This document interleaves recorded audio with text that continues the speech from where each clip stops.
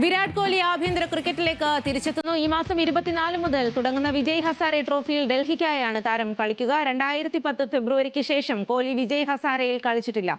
ആന്ധ്രയ്ക്കെതിരെ ഈ മാസം 24-നാണ് ഡൽഹിയുടെ ആദ്യ മത്സരം.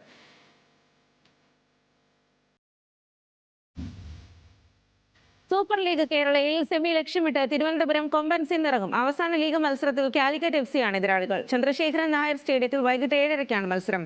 13 പോയിന്റുള്ള തിരുവനന്തപുരം 4-ാം സ്ഥാനത്താണുള്ളത്. ഇന്നത്തെ മത്സരം ജയിച്ചാൽ തിരുവനന്തപുരത്തിന് സെമിയിലെത്താം. തിരുവനന്തപുരം തോറ്റാൽ കണ്ണൂർ സെമിയിലും എത്തും.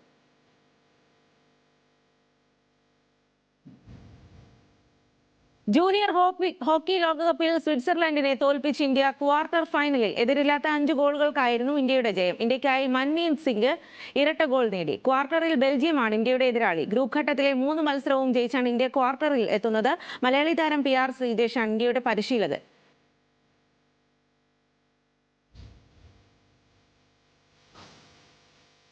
US president Donald Trump football ലോകകപ്പിലെ ഗ്രൂപ്പ് ഘട്ട ടീമുകളെ തെരഞ്ഞെടുക്കുന്ന നറുക്കെടുപ്പിൽ പങ്കെടുക്കും. വൈറ്റ് ഹൌസാണ് വെള്ളിയാഴ്ച വാഷിംഗ്ടണിൽ നടക്കുന്ന നറുക്കെടുപ്പിൽ ട്രംപ് പങ്കെടുക്കുമെന്ന കാര്യം അറിയിച്ചത്. അതിനിടെ ചില ഡെമോക്രാറ്റിക് ഭരണ പ്രദേശത്ത് നിന്ന് ലോകകപ്പ് മത്സരങ്ങൾ മാറ്റാനും ട്രംപ് ശ്രമിക്കുന്നുണ്ട്.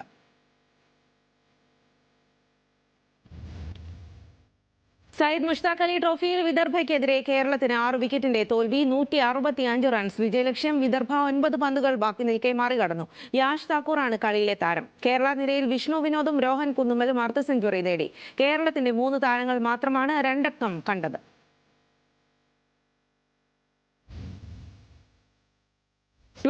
ൽ വീണ്ടും സെഞ്ചുറിയുമായി കൗമാര താരം വൈഭവ് സൂര്യവംശി. മുഷ്താഖ് അലി ട്രോഫിയിൽ മുംബൈക്കെതിരെ 61 പന്തിൽ 108 റൺസാണ് ബിഹാർ താരം നേടിയത്. 16 ഇന്നിംഗ്സിനിടെ വൈഭവിന്റെ 3-ാം സെഞ്ചുറിയാണിത്. മത്സരത്തിൽ പക്ഷേ ബിഹാർ മുംബൈയോട് 3 വിക്കറ്റിന് തോറ്റു. പൃഥ്വി ഷോയാണ് കളിയിലെ താരം.